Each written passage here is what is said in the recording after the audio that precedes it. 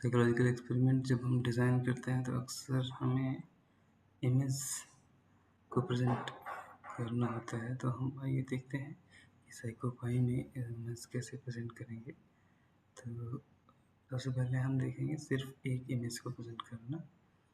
तो आपको सबसे पहले क्या करना होगा कि आपने जैसे आप साइकोपाई को ओपन करते हैं, आपको ये विंडो दिखेगी और साइकोलॉजिकल क्वांटम साइकोलॉजी के एक्सपेरिमेंट्स में तो हमें एक इमेज चाहिए। हम इसको क्लिक करेंगे और देखते हैं क्या क्या एट्रीब्यूट्स जो हम मॉडिफाई कर सकते हैं।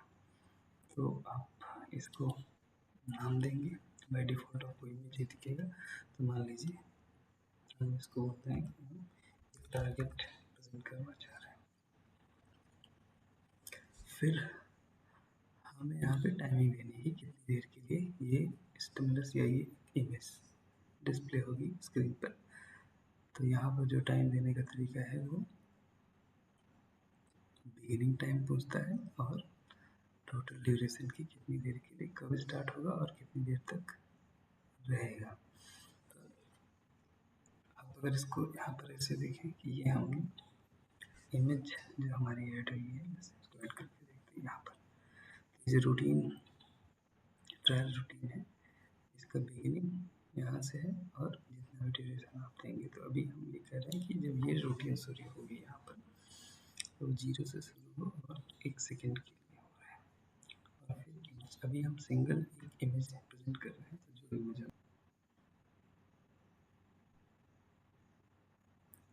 ओके हमने कर दिया। तो अभी हम इसको रन नहीं करेंगे, पहले हम देखते हैं क्या कर सकते हैं इसमें। तो हमने नाम लिख दिया, ड्यूरेशन दे दिया और जिसमें कौन सी प्रेजेंट करनी है वो दे दिया। अब आते हैं लेआउट पे। साइज़, तो आपकी इमेज का साइज़ क्या होगा। अगर आप जो डिफ़ॉल्ट जो भी उसका साइज़ है वो वही चाहते हैं तो आप इसको हटा दीजिए, ब्लैंक कर दीजिए उसी साइज़ में।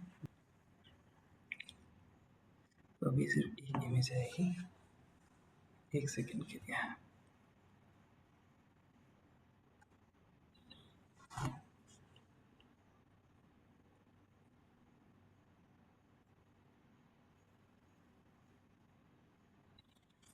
तो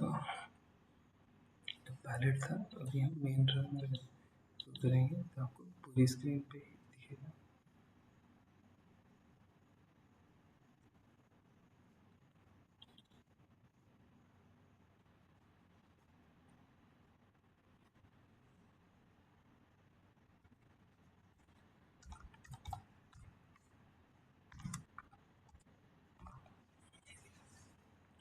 अगर हम देखते हैं कि पूरा जो भी उसका डायमेंशन है हमारी इमेज का, हम वो देखते हैं और हमारी स्क्रीन का रेजोल्यूशन अलग है, स्क्रीन का रेजोल्यूशन अलग है।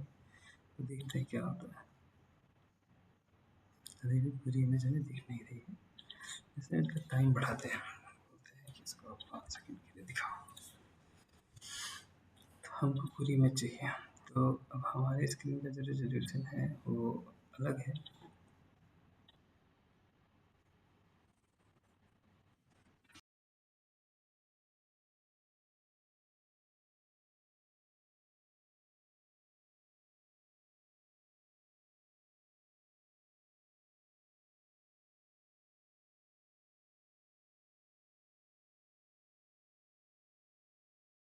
अगर आपको एक से ज़्यादा इमेज पसंद तो मान लीजिए आपको 3 प्रेजेंट करनी है या ज़्यादा भी कर सकते हैं।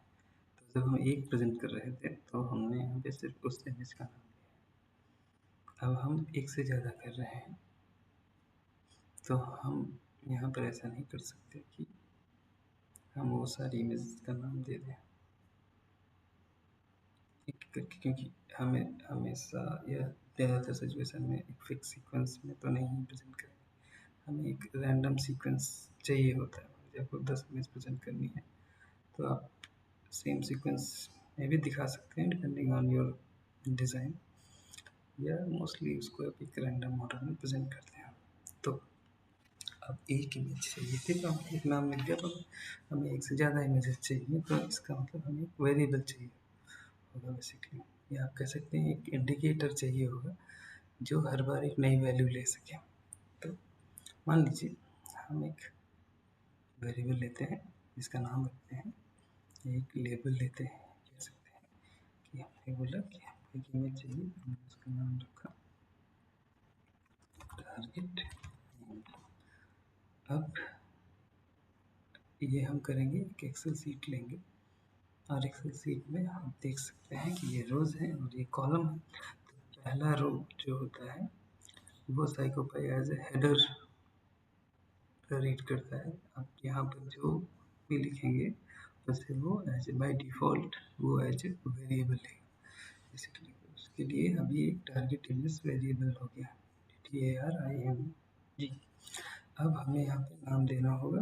तो मान लीजिए हमारे पास 3 इमेजेस हैं जिसका नाम है .jpg, 2.jpg, 3.jpg। हम इसको सेव कर लेंगे। That's it। अब यहाँ पर हम जाएंगे, हमें आपको इसका कॉल